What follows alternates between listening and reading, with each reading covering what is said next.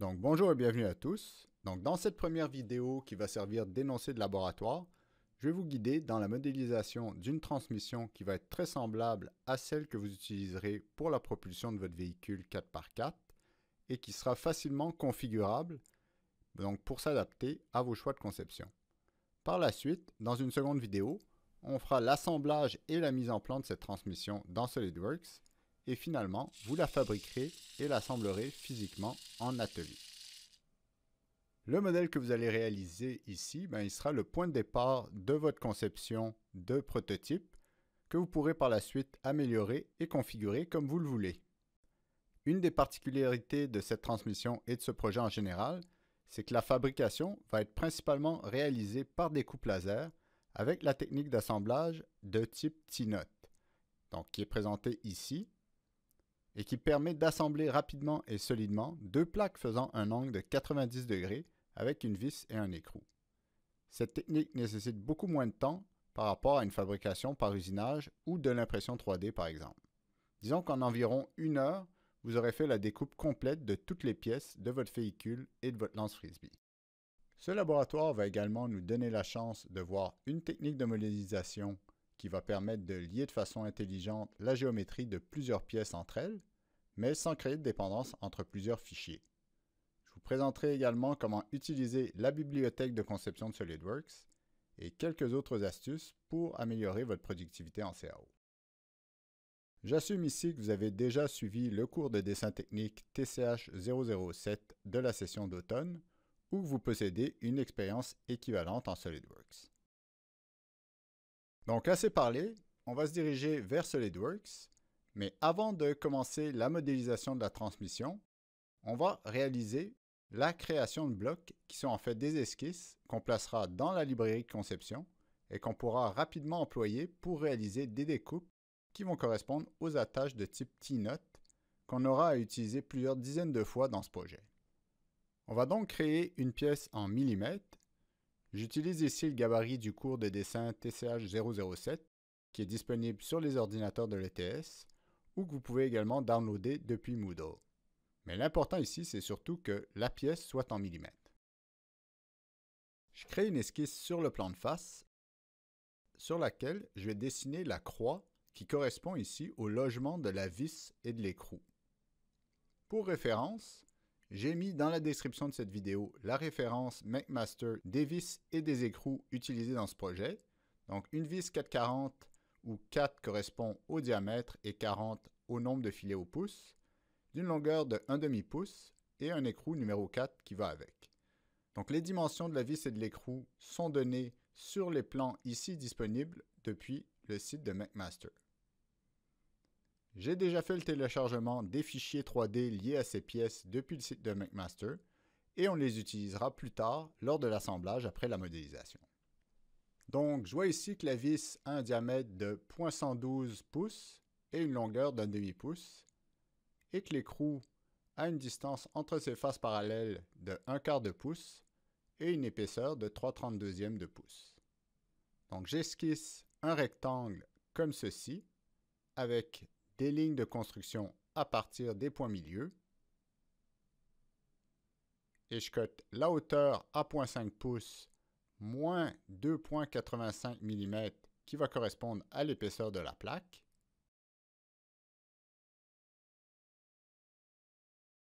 Et je fixe la largeur ici à 0,112 pouces qui correspond au diamètre de la vis. Ensuite, je fixe la position du rectangle par rapport à l'origine, comme ceci. Je crée maintenant un nouveau rectangle dans la direction transversale par rapport au précédent pour le logement de l'écrou. Et je vais fixer sa largeur à 1/4 de pouce et sa hauteur à 3/32 de pouce. Je place ensuite le centre de ce rectangle sur l'axe central du précédent et je cote ici une distance de 2 mm. Si vous remarquez, je n'ai laissé aucun jeu par rapport aux dimensions de la vis et de l'écrou, tout simplement parce qu'on va effectuer la découpe au laser, et puis le jeu va être créé automatiquement, puisque le laser a une certaine épaisseur, qui va être distribuée de part et d'autre par rapport au trajet de la découpe. On en reparlera plus tard lors de la fabrication. Toutes les géométries de l'esquisse sont totalement contraintes, puis je vais les transformer en géométrie de construction en les sélectionnant et en décochant et en recochant ici pour la construction. Ceci va me permettre de créer des genres de congés au sommet de tous les angles concaves de la géométrie pour limiter la concentration de contraintes à ces endroits et éviter de fragiliser les pièces. Donc je vais créer des cercles sur chacun des angles concaves, un à un.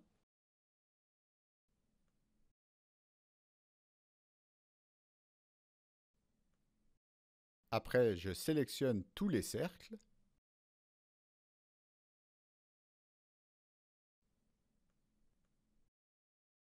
Et je les rends tous égaux. Et je cote l'un des diamètres à 1 mm. J'utilise ensuite l'outil Ajuster ou Trim pour couper les quarts de cercle à l'intérieur du trou, comme ceci. Et pour terminer, je vais connecter les sommets du contour avec des lignes.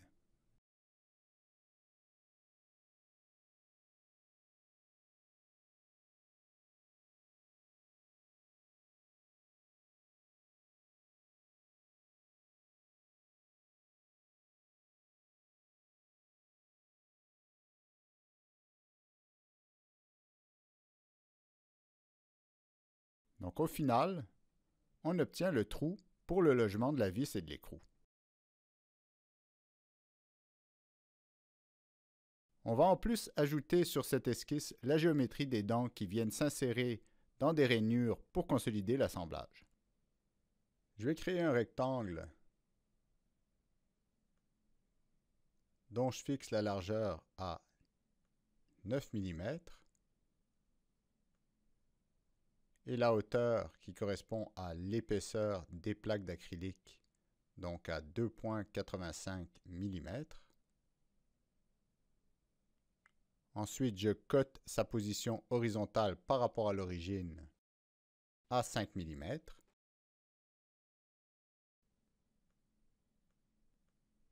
Et je fixe sa position verticale par une relation comme ceci. Comme pour la première géométrie, je vais ajouter des cercles de 1 mm pour diminuer les concentrations de contraintes au coin concave de la dent.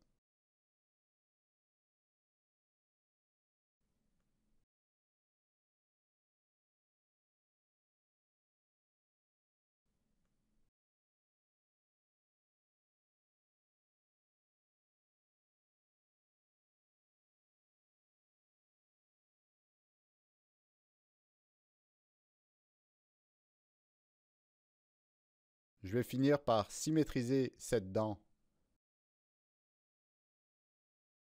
par rapport à l'axe central, comme ceci. Donc ceci va compléter la première esquisse qu'on va mettre sous forme de bloc dans la librairie de conception. On va passer maintenant à la suivante. Pour ce deuxième bloc, on va réaliser le trou et les rainures pour le passage de la vis et des dents dans la plaque transversale. Donc comme précédemment, je crée une nouvelle esquisse, mais cette fois-ci sur le plan de dessus. À l'origine, je vais dessiner un cercle qui va correspondre au trou pour le passage de la vis. Donc je vais fixer le diamètre à 0,112 pouces.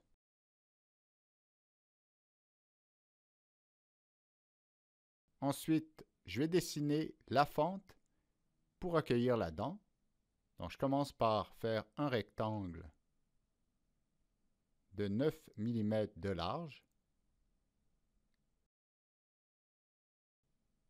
et dont l'épaisseur est celle de la plaque d'acrylique, donc 2,85 mm. Et je vais coter donc la distance par rapport au centre à 5 mm. Ensuite, je fixe l'alignement avec l'origine. Je convertis tous les côtés de la fente en ligne de construction. Et pour éviter les concentrateurs de contraintes comme précédemment, j'ajoute des cercles aux 4 sommets de la fente.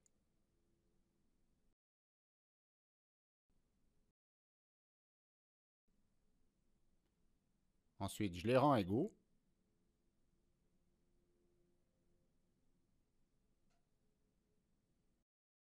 Et j'en cote un à 1 mm. Pour créer un ajustement avec un certain serrage autour de la dent, je dessine un arc à 3 points entre les deux cercles ici. Et je rends chacune de ces extrémités tangentes aux deux cercles.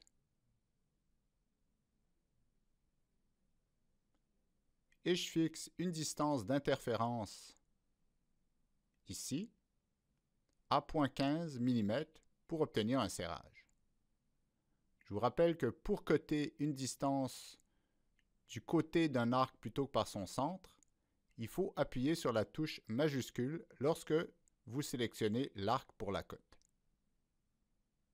Ensuite, je symétrise cet arc par rapport à cette ligne de construction. Et j'utilise l'outil Ajuster, ce qui va me permettre de former un contour unique.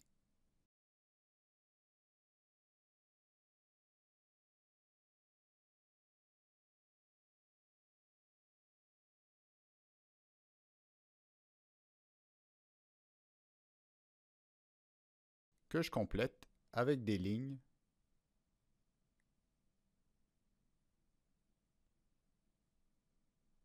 comme ceci.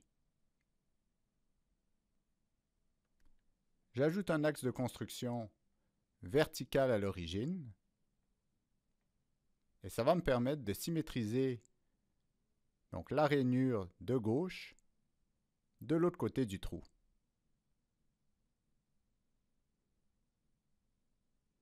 Puis je valide pour sortir de l'esquisse. Il reste encore 2 derniers blocs à créer, mais ça va être beaucoup plus rapide puisque ce seront des sous-parties des 2 blocs précédents. Donc dans l'arbre, je sélectionne l'esquisse 1, je la copie avec CTRL-C, puis je sélectionne le plan de face et je colle l'esquisse par CTRL-V. De la même façon, je copie l'esquisse 2 et je la colle sur le plan de dessus avec CTRL-V. Ensuite, je désactive la vue des esquisses 1 et 2 pour y voir plus clair et j'édite l'esquisse 3.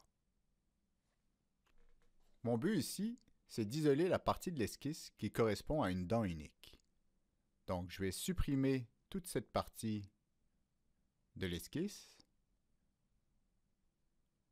Ensuite, je vais repositionner la dent à l'origine et je sors de l'esquisse. De la même manière, j'édite l'esquisse 4 et je vais conserver uniquement la rainure qui correspond à une dent en supprimant toute cette partie.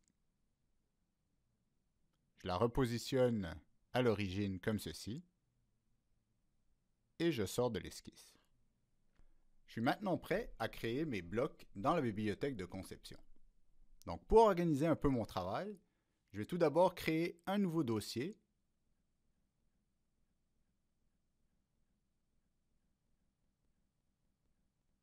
que je vais appeler TCH 098-bib-conception. Naturellement, je place ce dossier à un endroit approprié puisque je vais y placer tous les éléments qu'on utilisera de manière répétitive dans le projet. Ensuite, dans SolidWorks depuis le volet des tâches qui se trouve ici. Donc, si jamais vous ne voyez pas le volet des tâches, faites un clic droit de souris depuis le haut de l'interface, allez dans Barre d'outils et cochez ici Volet des tâches. Donc, dans le volet des tâches, je sélectionne Bibliothèque de conception et je clique ici sur Ajouter un emplacement de fichier.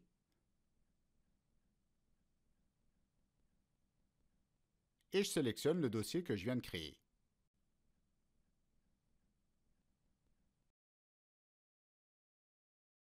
Maintenant, ce dossier s'affiche dans la bibliothèque de conception. Je me place sur ce nouveau dossier dans la liste en cliquant dessus.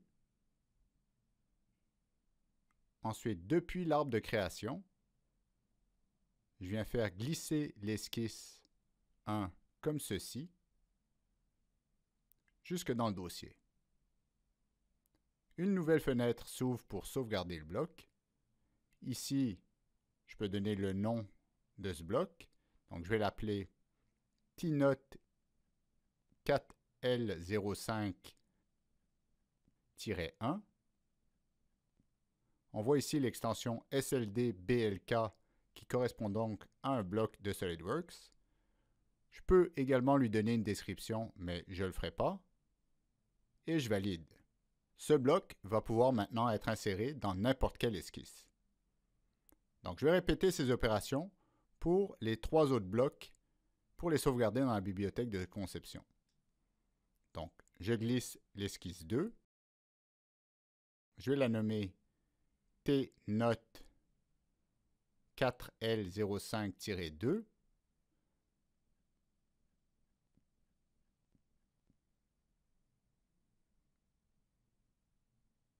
Même chose pour l'esquisse 3.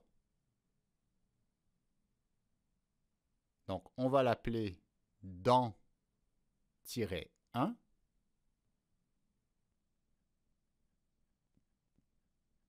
Et encore une fois, pour l'esquisse 4, que j'appelle dans-2.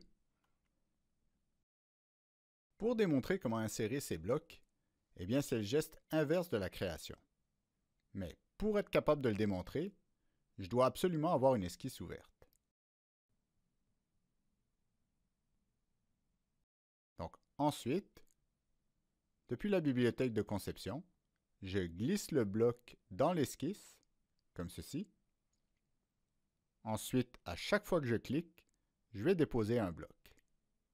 On remarque que la couleur des entités du bloc sont grises, contrairement au bleu ou au noir que vous avez déjà vu jusqu'à présent, mais on en reparlera plus tard. On est maintenant prêt à réaliser la modélisation de la transmission. Cette transmission, elle est composée de 6 plaques d'acrylique découpées au laser, et on voit bien en les regardant que les dimensions et tous les éléments de ces plaques sont totalement liés les uns par rapport aux autres.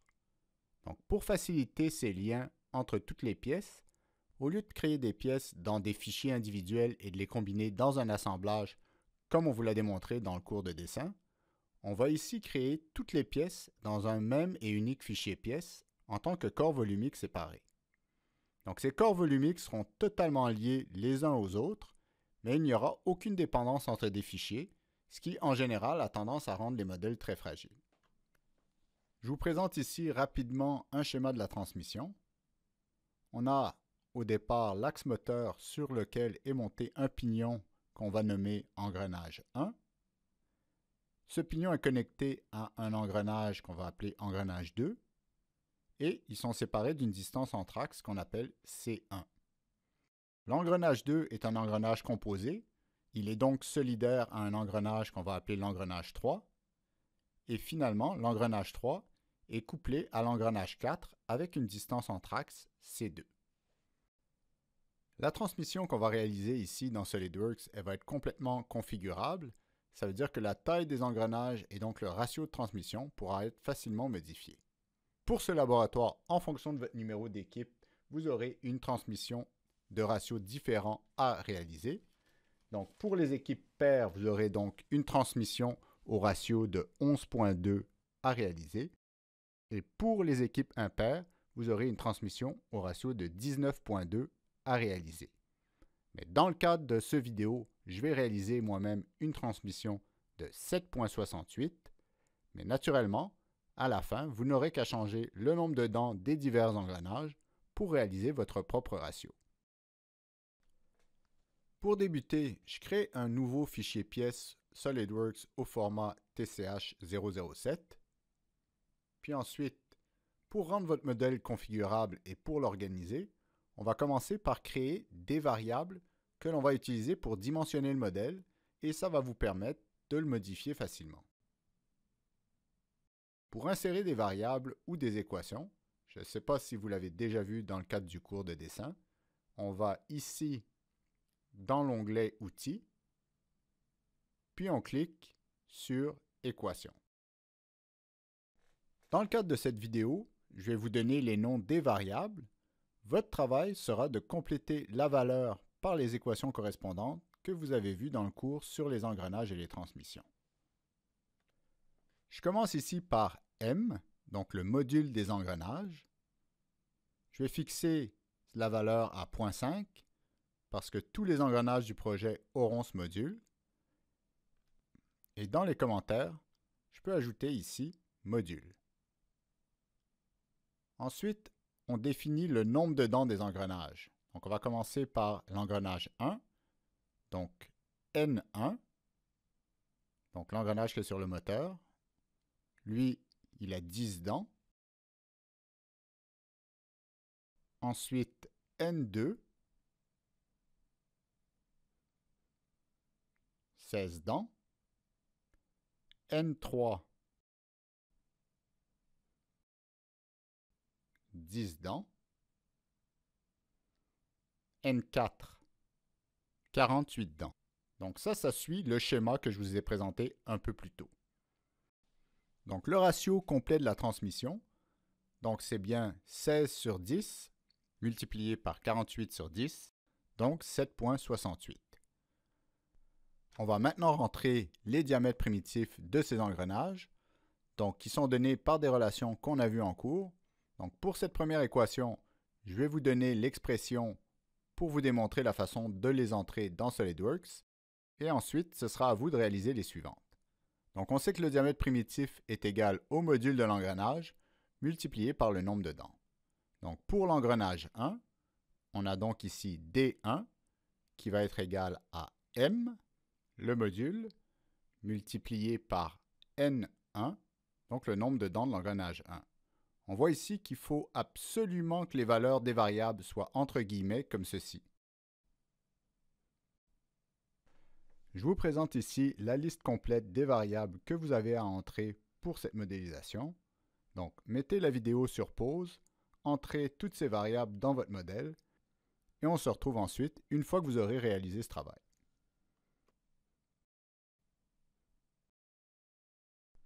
Maintenant que vous avez complété toutes ces équations pour la modélisation, donc j'appuie ici sur OK pour valider et je m'aperçois que maintenant, le dossier équations est apparu dans l'arbre. Donc si jamais je veux ajouter d'autres équations ou en éditer certaines, je clique avec le bouton droit de la souris et je sélectionne Gestion des équations. On va maintenant créer une esquisse sur le plan de face. Donc dans cette esquisse, je vais faire un dessin schématique de ma transmission. Donc je vais commencer ici par la sortie de ma transmission, donc par l'engrenage 4 que je vais placer sur l'origine. Donc je trace le cercle primitif et le cercle extérieur de l'engrenage 4. Je les transforme en géométrie de construction. Ensuite, je cote les diamètres. Et là, c'est important de commencer la cote par égal pour lier cette cote à la variable. Et donc ici, j'ai donc D4 extérieur et je valide. Je vois qu'il y a un signe de somme ici à côté de la cote, ce qui indique que c'est donc une équation, donc c'est lié à une variable. Et en éditant la cote, je peux afficher ici soit la valeur, soit la variable, en appuyant sur la terre. Si jamais je ne mets pas le signe égal devant la variable, la cote va bien prendre la grandeur de la variable, mais elle ne va pas être liée à cette variable. Donc si jamais je modifie les équations ou la grandeur de la variable, cette cote ne changera pas. Donc il faut toujours que j'édite et j'ajoute ici égal avant la variable. Ensuite, je fais la même chose pour l'engrenage 3. Le cercle primitif. Et je vais donc coter ce diamètre égal D3.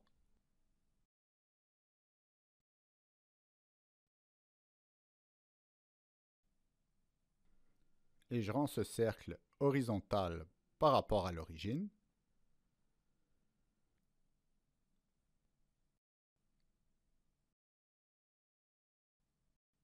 Et je cote la distance entre les engrenages comme la distance entre axes C2. Je trace ensuite l'engrenage 2 qui se trouve combiné à l'engrenage 3.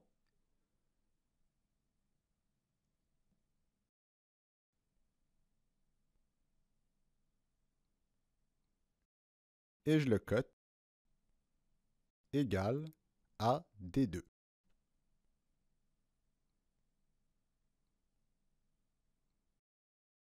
Finalement, j'ajoute l'engrenage 1 qui est sur le moteur. Donc avec ici un diamètre D1.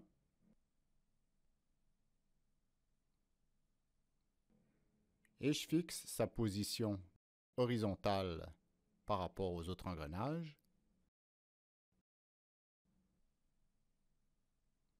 Et à une distance de C1 par rapport à l'engrenage 2.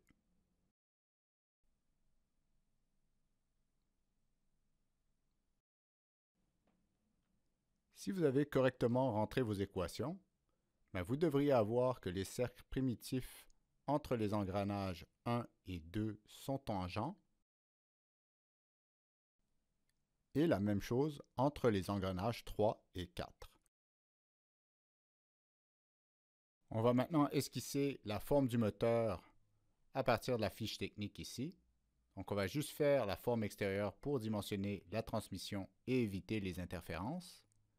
Donc je crée un cercle de 24 mm de diamètre.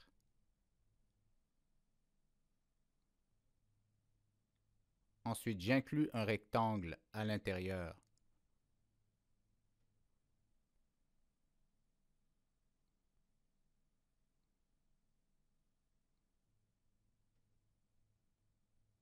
Puis je cote ce rectangle à 18,3 mm.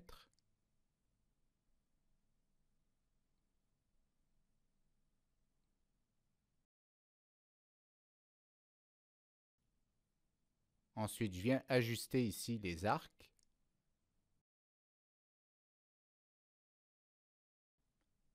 Et je le place sur le pignon 1.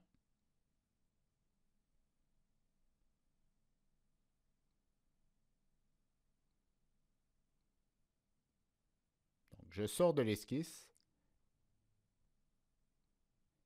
et je m'assure que l'esquisse est bien visible ici.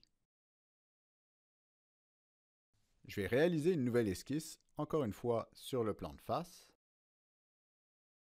Et je vais tracer un rectangle assez large autour du schéma de ma transmission.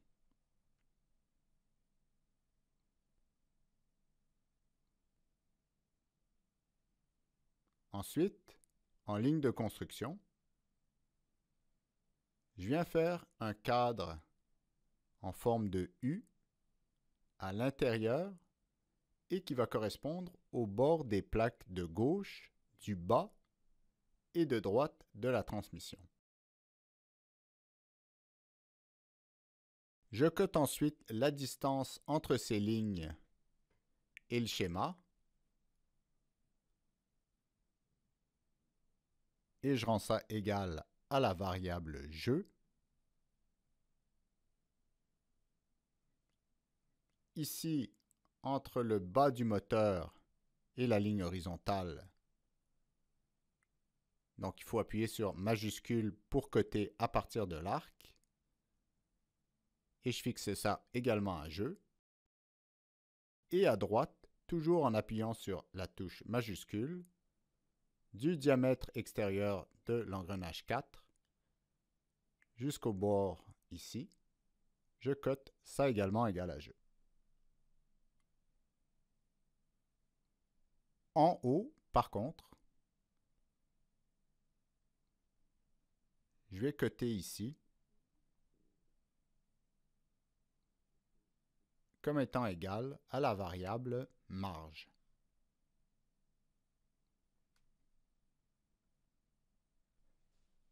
J'utilise maintenant l'outil décalé pour représenter l'épaisseur des plaques. Donc ici, il n'est pas possible d'entrer de variables directement dans le Property Manager de l'outil décalé. Donc j'inscris 2.85. Je sélectionne la chaîne à décaler. Je la décale vers l'extérieur. Et je coche ici sur Géométrie décalée pour conserver une géométrie de construction. Je valide. Et j'édite la cote ici pour la remplacer par la variable E qui est égale à l'épaisseur des parois d'acrylique. Finalement, pour totalement contraindre cette esquisse, je vais coter cette distance égale à la variable marge.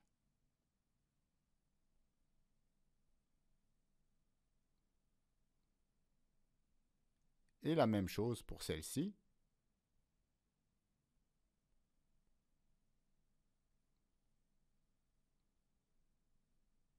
Et encore celle-ci.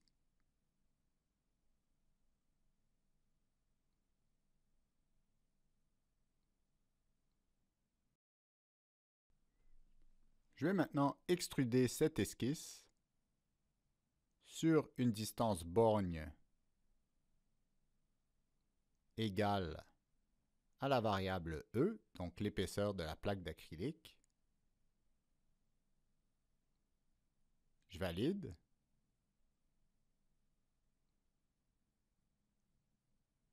Maintenant, pour donner l'apparence de l'acrylique, je vais aller changer le matériau de la pièce. Donc, dans l'arbre, je clique avec le bouton droit ici et je sélectionne « Éditer le matériau ».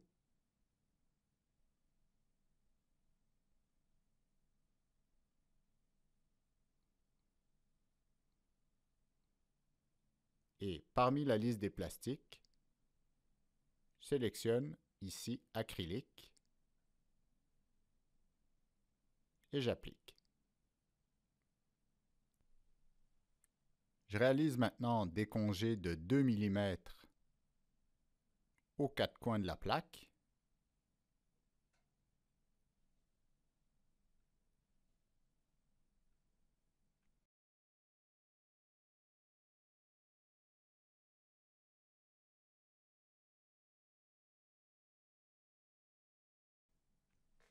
Maintenant, dans l'arbre, je vois que j'ai un seul corps volumique que je vais venir copier 2 fois pour réaliser les 2 plaques ici et ici.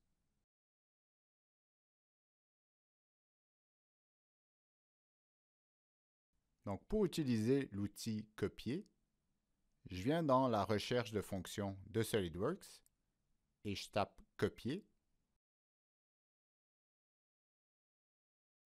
Et je peux cliquer dessus pour l'ouvrir ou simplement le glisser dans le gestionnaire de fonctions pour le rendre plus facilement disponible. Ensuite, je vais sélectionner le corps à copier. Je vais dans Translation. Et là, je vois que je vais créer une copie dans la direction Z négative de 11 mm.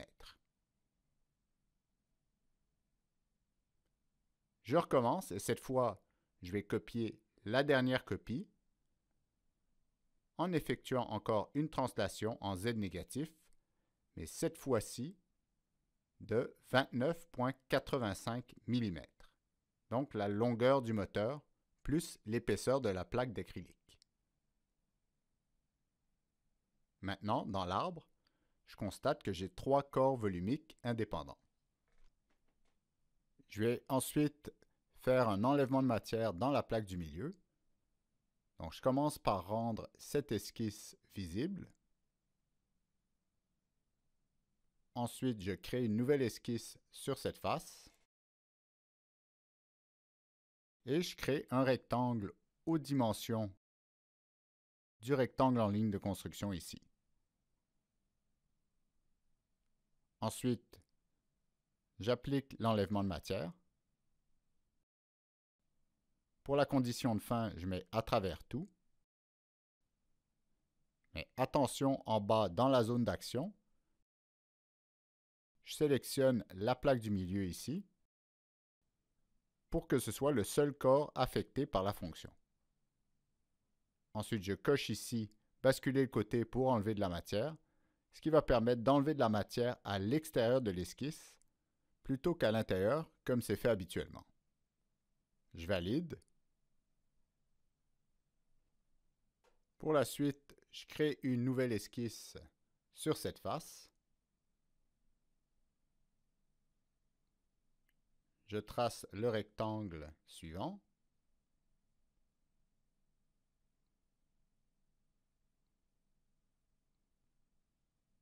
Ensuite, j'extrude sur une distance borgne qui est égale à l'épaisseur, donc E. Mais il faut que je m'assure que l'option « Fusionner le résultat » soit décochée. Et je valide. Je réalise une autre extrusion similaire en retournant la pièce. Je crée ma nouvelle esquisse. Je dessine mon rectangle.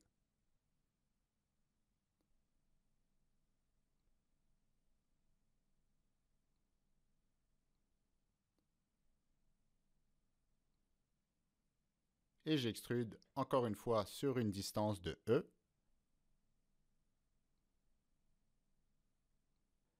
Et je fais attention que l'option « Fusionner le résultat » soit décochée. Ensuite, je valide. Et vous devriez avoir maintenant 5 corps volumiques séparés ici dans l'arbre de création. On va effectuer les perçages pour le passage des axes, du moteur et des roulements. Donc pour la première plaque ici, je crée une nouvelle esquisse. Je vais réaliser à l'origine le logement pour le roulement.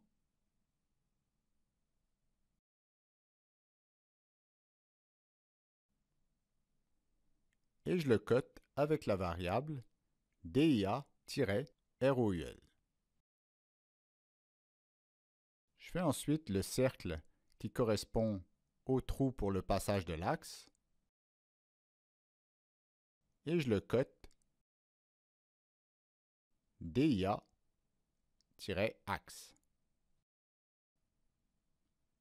J'applique maintenant un enlèvement de matière à travers tout, mais en sélectionnant uniquement ce corps dans la zone d'action de la fonction. Et je valide. De la même façon, j'ajoute une esquisse ici sur la face de la deuxième plaque. Je convertis les entités de l'esquisse précédente.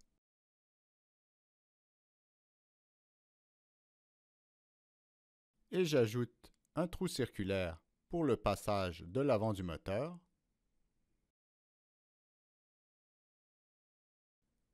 Et je le cote DIA-mot-AV.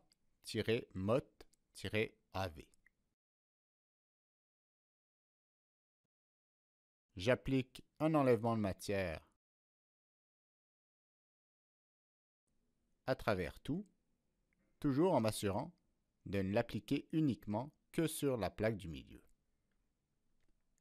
Finalement, je réalise les perçages sur la dernière plaque. Donc, je crée une esquisse sur la plaque. Je convertis le trou de passage du roulement.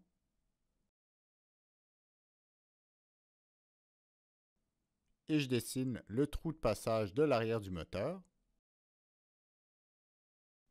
Donc, je cote le cercle à DIA-MOT-AR.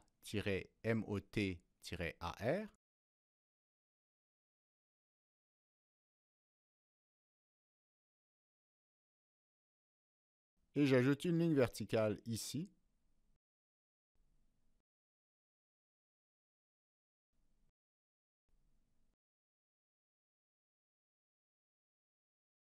Et je cote cette distance à 8 mm, comme sur le plan du moteur. Et j'ajuste ensuite l'esquisse. Finalement, je crée un trou pour le passage des fils du moteur. Donc, je crée une ligne de construction entre le côté du trou ici et le côté du moteur. Et j'utilise l'outil rainure. Donc, je dessine une rainure verticale. Je cote le rayon à 1,25 mm et cette longueur à 3 mm. Ensuite, je repositionne la rainure au centre de la ligne de construction et j'effectue l'enlèvement de matière comme pour les deux plaques précédentes.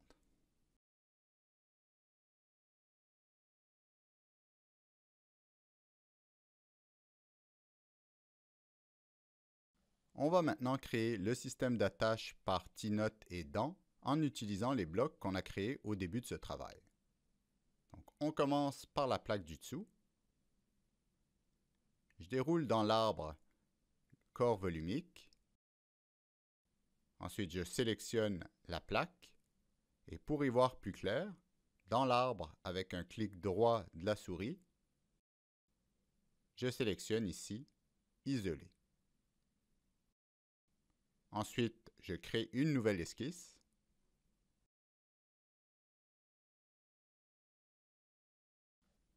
Et puis, depuis le volet des tâches, je vais glisser le bloc dans 1 vers cette esquisse. Et je vais déposer 4 copies.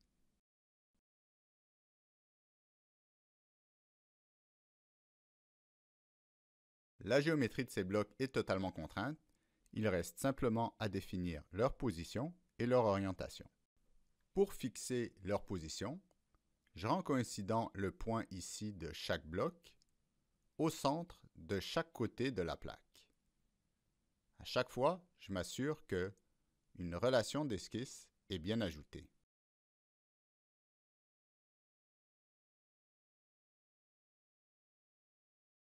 Maintenant, pour fixer l'orientation, je commence par tourner le bloc en l'agrippant par un de ses sommets et je le place dans une position qui est proche de son orientation finale. Ensuite, j'ajoute une contrainte soit verticale, soit horizontale pour contraindre l'orientation. Donc, je vais répéter ces étapes pour chacun des blocs.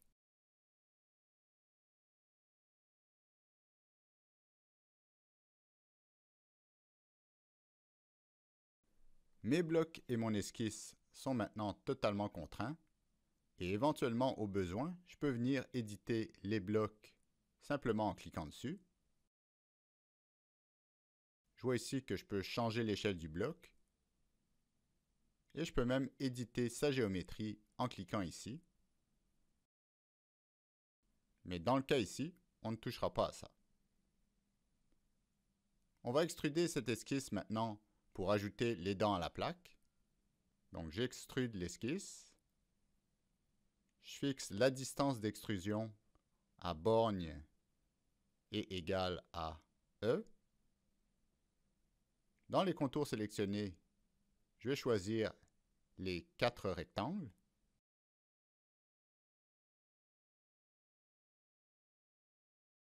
Ensuite, j'inverse la direction d'extrusion. Dans la zone d'action, ici en bas, je vais sélectionner uniquement la plaque et je valide. Pour compléter ces dents, je sélectionne l'esquisse de l'extrusion et je vais effectuer un enlèvement de matière, donc à travers tout. Pour les contours sélectionnés, je vais choisir les demi-cercles qui vont permettre de réduire les concentrations de contraintes.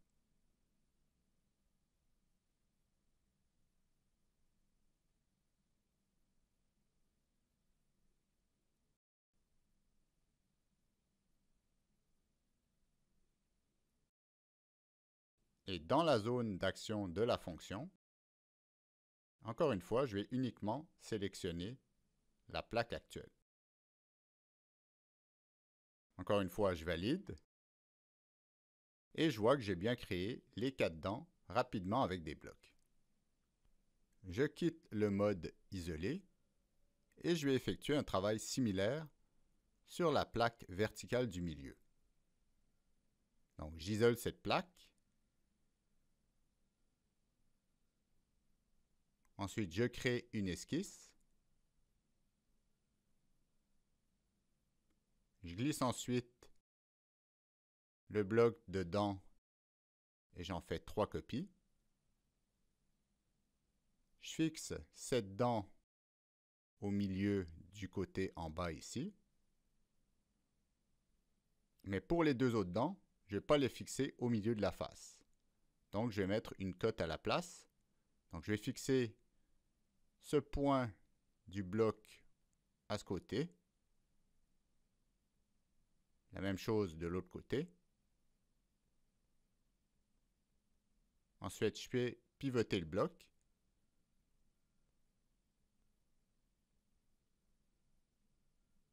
Et je fixe l'orientation comme tout à l'heure.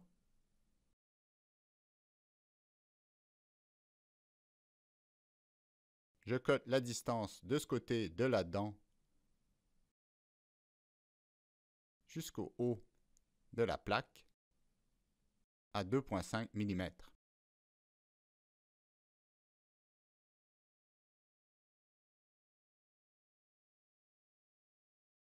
Finalement, j'ajoute une relation de coïncidence pour lier la position des 2 dents ensemble. Comme tout à l'heure, je réalise l'extrusion et l'enlèvement de matière.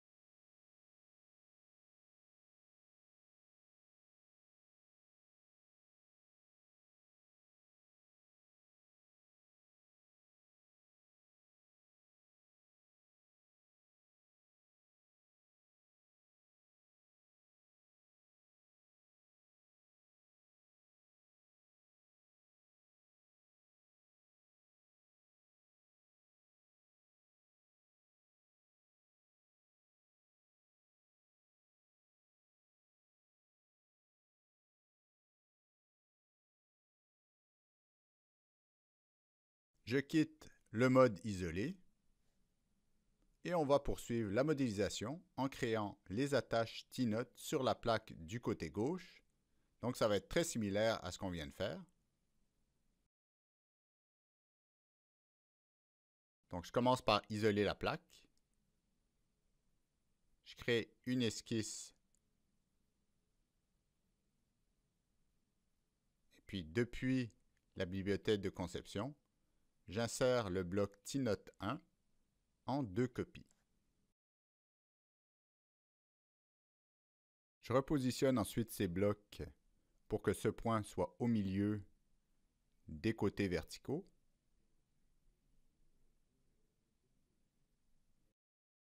Je fais tourner ensuite les blocs proches de leur position finale et je fixe leur orientation avec des relations verticales.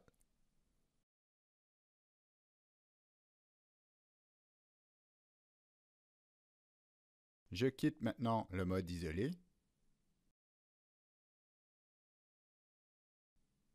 Et j'ajoute 2 blocs dans 2 à l'esquisse.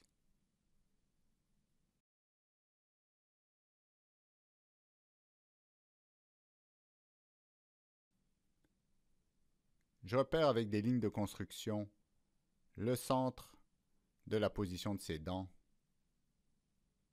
ici.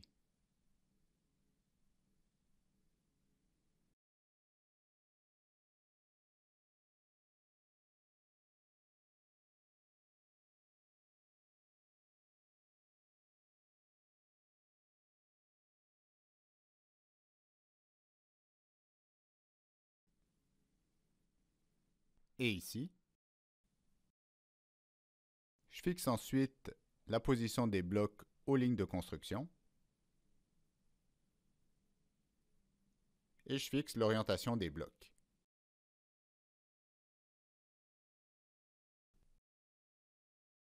Je vais maintenant réaliser l'extrusion des dents de cette esquisse.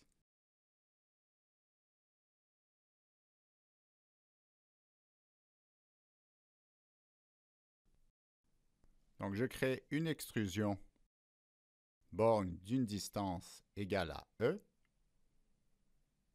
Je vais choisir les contours des 4 rectangles, donc des 4 dents. Et dans la zone d'action de la fonction, je choisis uniquement cette plaque. Je valide. Puis maintenant, je vais effectuer un enlèvement de matière extrudée.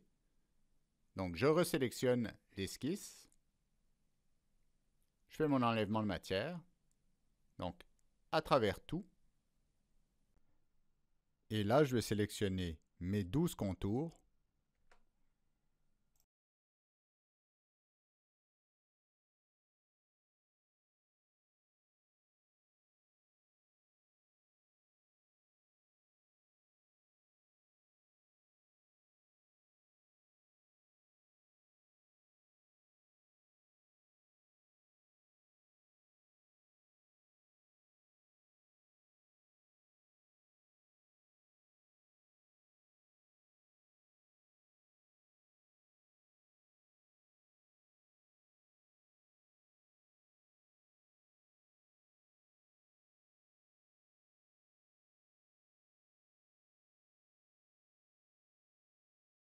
Et je sélectionne encore une fois cette plaque dans la zone d'action. Et je valide. Donc, je vois ici que la transmission commence à prendre forme. Je viens maintenant sur cette face et je crée une nouvelle esquisse.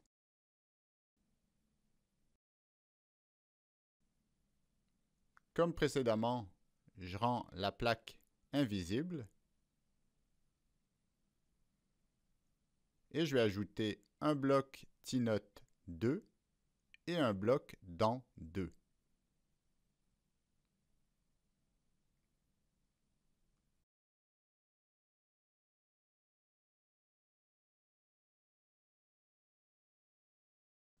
Donc, j'utilise des lignes de construction pour identifier la position de ces blocs.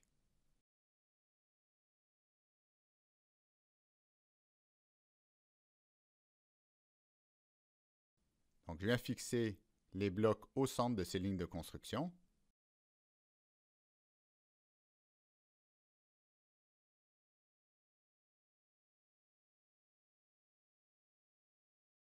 Puis j'ajoute ensuite des relations horizontales et verticales pour fixer l'orientation.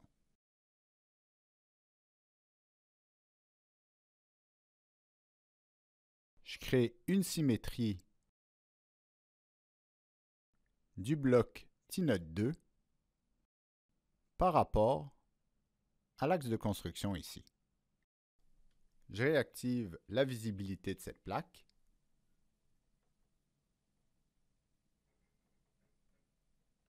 Je crée maintenant un enlèvement de matière à travers tout en sélectionnant comme zone d'action la première et également la dernière des pièces ici. Donc je valide et j'obtiens le passage des dents et de la vis pour les deux plaques. Plus que 2 étapes et on aura fini. Donc on va aller faire le trou qui accueille la dent en dessous. Donc je crois que vous connaissez les étapes. Donc je vais réaliser ça rapidement et je vous laisse le faire de votre côté.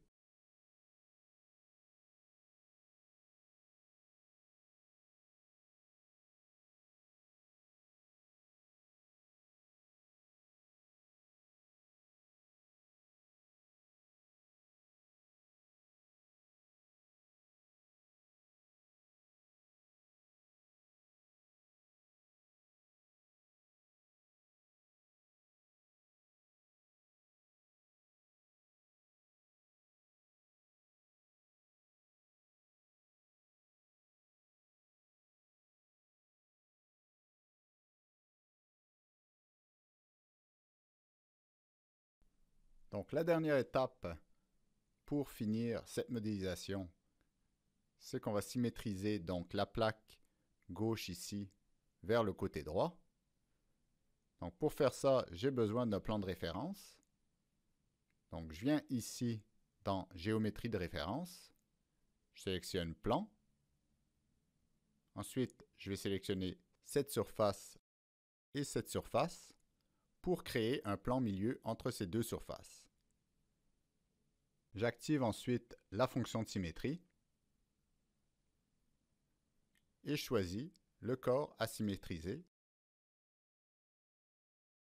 Je m'assure que fusionner les pièces volumiques est décoché et je valide. Voilà ce qui complète la modélisation du boîtier de transmission. Mais avant de terminer, on va effectuer quelques vérifications pour s'assurer que le boîtier a été correctement modélisé. Donc d'abord dans l'arbre, vous devriez avoir ici 6 corps volumiques indépendants. Ensuite, pour vous permettre de les comparer aux vôtres, je vais les isoler un à un. Donc vous pouvez vérifier si les attaches, donc T-nut et les trous, sont bien présents et ont l'air d'être correctement dimensionnés.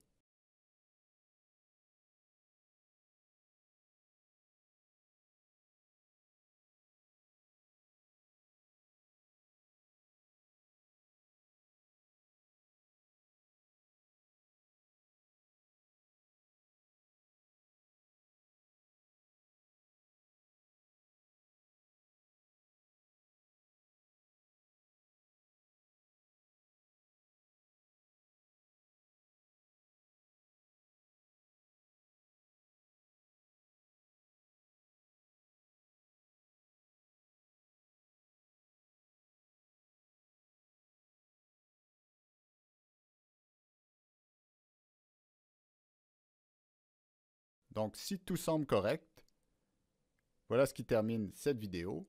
Dans une prochaine vidéo, on procédera à l'assemblage et à la mise en plan sur SolidWorks pour être ensuite en mesure de réaliser la découpe laser des plaques d'acrylique et l'assemblage physique de la transmission complète. Merci et bon laboratoire.